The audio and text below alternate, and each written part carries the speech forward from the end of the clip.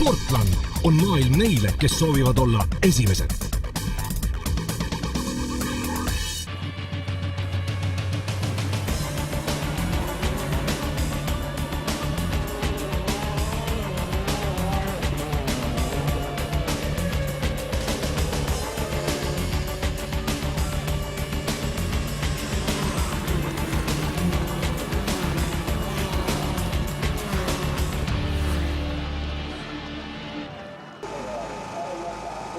Tere tulemast mootorite maailma ja tere tulemast Itaaliasse.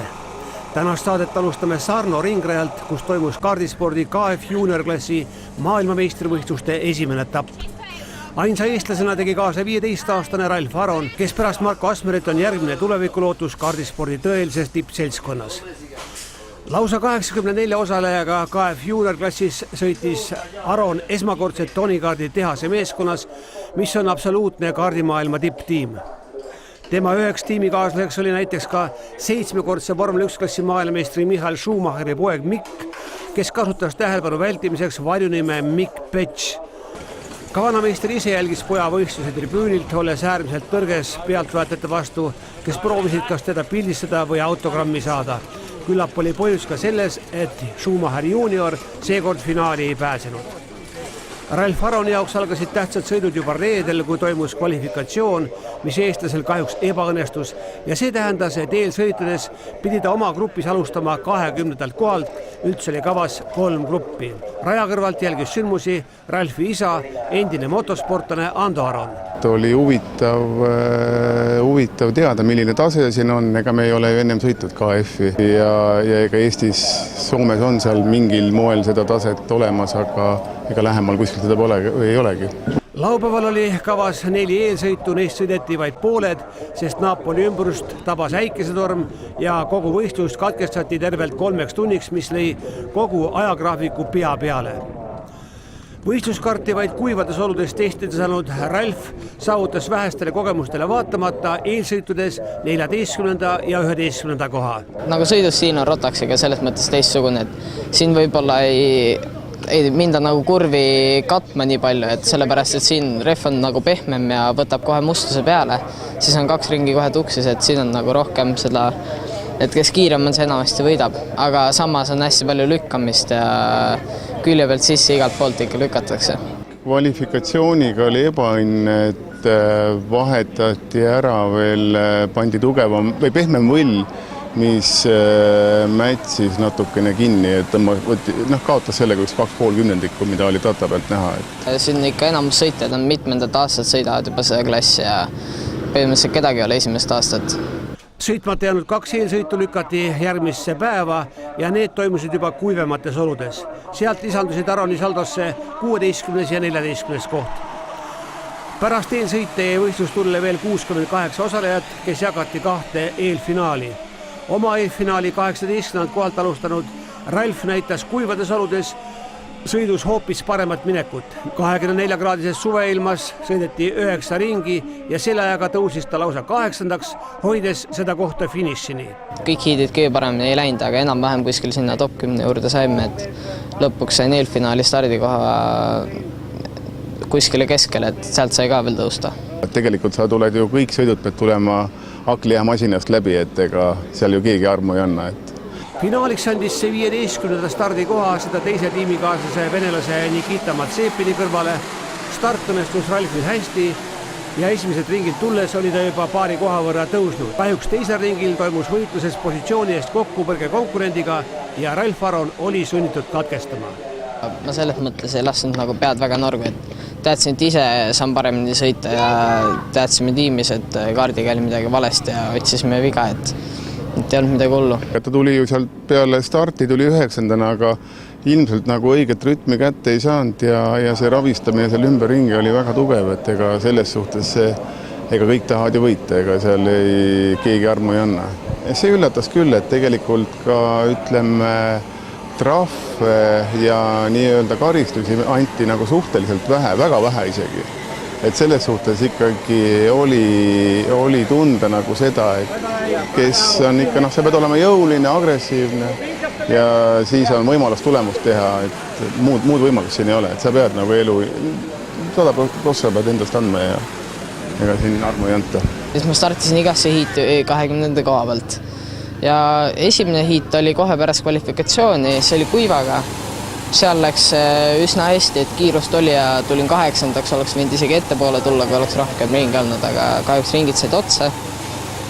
Ja siis järgmine päev oli täis paduvi, et vahepeal lükati edasi, aga esimene hiit oli ikkagi ajakava järgi ära.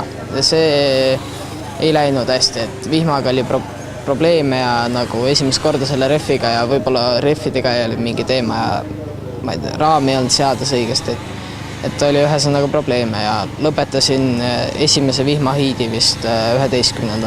Mul oli veel see probleem ka, et kart ei läinud tööle ja siis ma ei jõudnud starti. Startisin kõigist umbes 20-30 meetrit tagapool ja siis lõpetasin 14. Teine vihmahiit oli juba kiirust ikka olnud, nagu karti korda ei olnud saanud, aga seekord ütlesin starti ja start oli hea ja kokkuvõttes oli 11. Ja siis kuna oli nii palju vihma sadas alla, siis jäeti järgmise 2 hiiti järgmisele päevale. Ja järgmise 2 hiiti ka nagu olid mõlemad vihmaga ja seal ka nagu kiirust olnud ja lõpetasingi ka vist kuskil 14 ja 12. Ega täna olid ju ka pooled hiidid olid vihmaga, kusjuures Ralf on vihmaga väga hästi siiamaani ennast näidanud, et tegelikult me lootsime, et saame sealt mingisuguse edu, aga tegelikult vihmaga hiitides oli tal väga raske hakkama saada, et ega tema kohad olid ju seal 12, 13 ja mis tal oli vist 14. Et selles suhtes ütleme, Bahreinis on kindlasti selles suhtes on eelis, et seal ei ole, keegi ei ole seal väga palju sõitnud, et siin on ikkagi sõidetud kõik need, ütleme, esimesed 40 on, ma arvan, et siin ikkagi piisavalt aega veetnud ja ikka väga näha on, et väga palju sõitnud. Et Ralfi jaoks oli see rada uus, tegelikult kõik oli uus. Järgmine eestlaste jaoks väga tähtis kardivõistlus toimub täpselt 6 aja pärast Ameerika Ühendriikides New Orleansis, kus sõidetakse järjekordne Rotax-klassi maailmakarika finaal.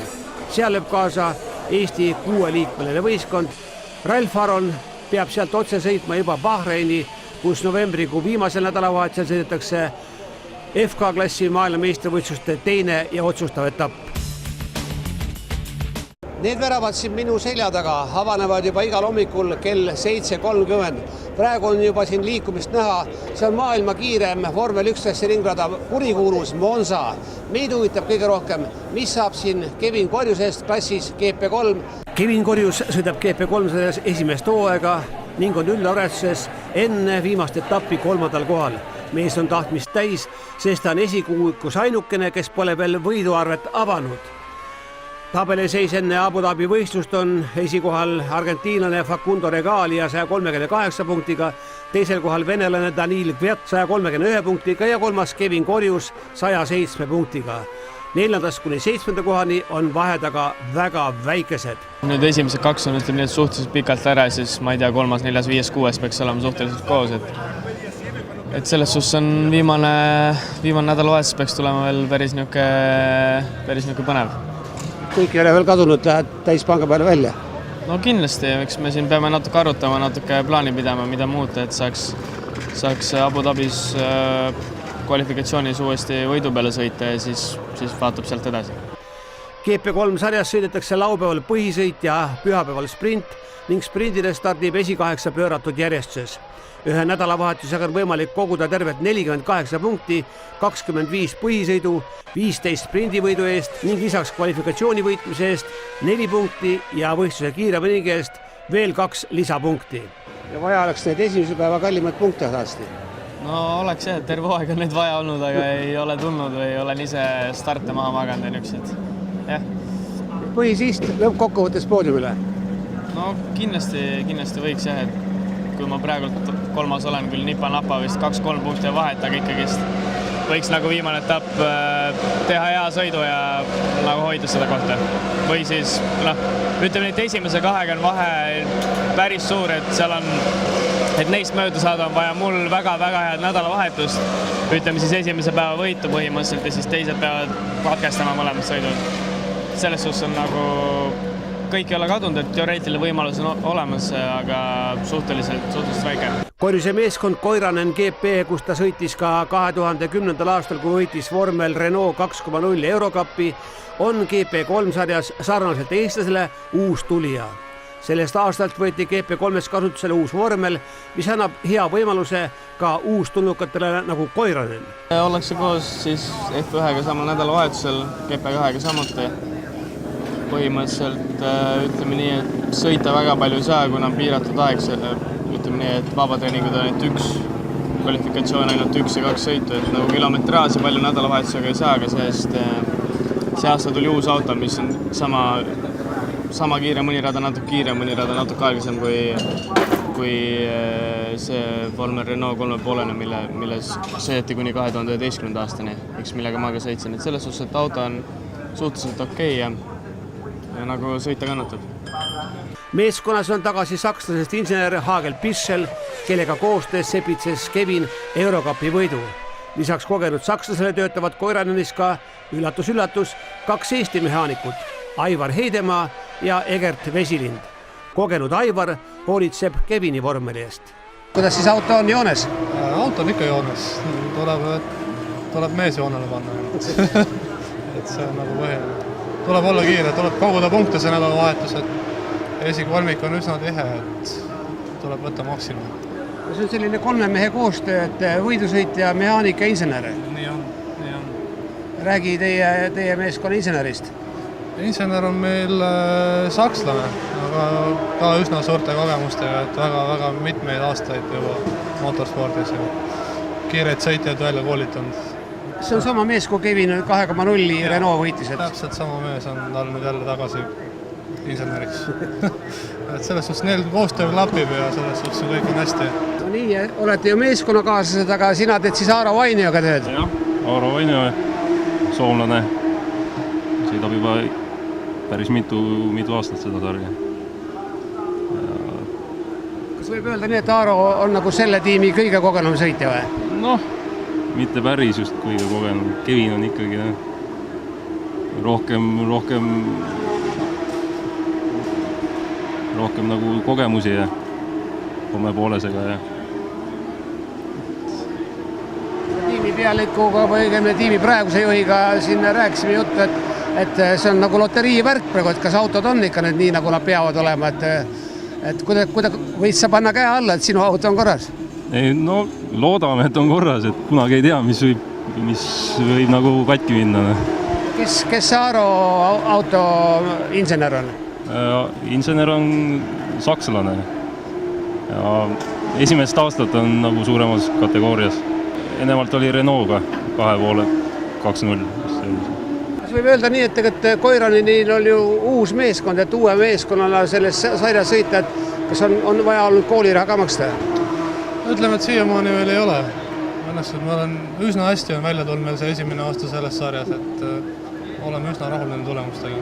Kas on juttu olnud ka, et kas jääte tiimi töömeesteks ka järgmisel hooajal? Noh, seda vaatab. Ei tea päris täpselt, ei oska öelda. Tahaks jääda. Pakkumised on tehtud juba? Siiamaani veel mitte, aga ma arvan, et tulevad üsna kindlasti. Kena, aitäh teile ja jõudu tööle! Mida arvas aga Kevini manager Raivo Tamm kogu Monza võistlusest ja järgmisest aastast? Ma lootsin Monsast nagu paremat tulemust, et Kevinile see rada on nagu sobinud ka, aga jälle oli ebaõnne ja nähtavasti see auto ei olnud ka väga ideaalne selleks korraks. Noh, nii ta läks, et kuigi teised Koirase piloodid olid nagu palju kehvemas seisus. Kevin tõi ikkagi punktid koju ja ma arvan, et oli mis oli, aga praegu me oleme vist 3. koha peal ja võimalus veel ikkagi on olemas.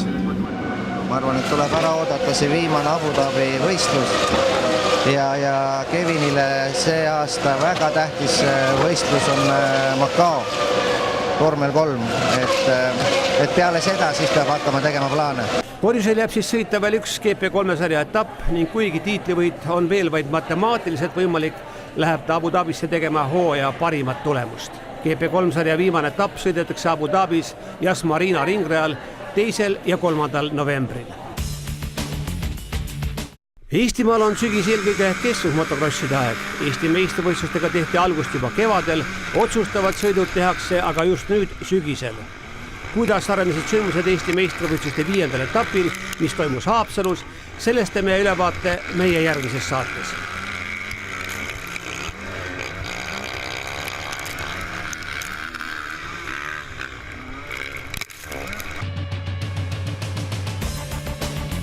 Tänaseks kõik, aitäh vaatamast, mootorite maailmas kohtume taas järgmisel pühapäeval, seniks kõike head!